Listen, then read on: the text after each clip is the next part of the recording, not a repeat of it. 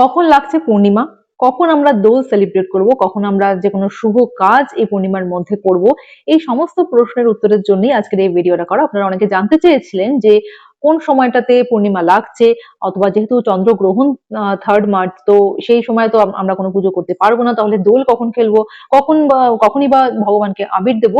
তো বলে দিই আপনাদের উদ্দেশ্যে যে পূর্ণিমা লাগছে হচ্ছে 2 তারিখে সন্ধ্যাবেলা 5টা 42 মিনিটে, আর শেষ হচ্ছে পরের দিন 3rd মার্চ, যেটা গ্রহণ চলাকালীনের তার মধ্যেই পূর্ণিমা থাকবে, এবং গ্রহণ শেষ হওয়ার পরে পূর্ণিমা কিন্তু আর পাবেন না।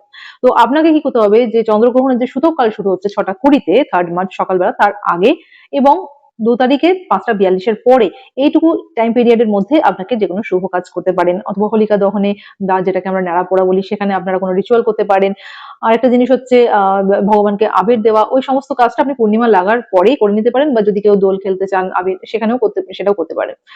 আর আদারওয়াইজ যদি তখনের মধ্যে না হয়, সন্ধ্যাবেলা 6টা 47-এ যখন চন্দ্রগ্রহণ ছাড়ছে, অর্থাৎ 7টার পরে আপনারা এমনি দোল খেলতে পারেন, বা সব পরিবারের সকলের সাথে হোলি খেলতে পারেন, কিন্তু পূর্ণিমাটা আপনারা পাবেন না। প্রেগনেন্ট যারা আছে তাদের উদ্দেশ্যে বলছি, সাবধানতা অবশ্যই অবলম্বন করবে, কিচেনে যতটা কম যাওয়া যায় চেষ্টা করবে, সিঁড়িতে ওঠানামা কম করবে, আর ছুরি কাঁচি ছুঁচ এই সমস্ত জিনিস ব্যবহার করবে না।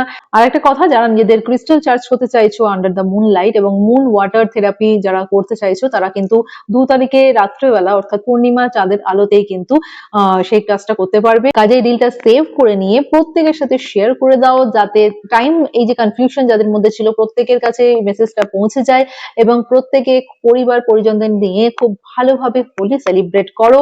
Wish you all happy Holi.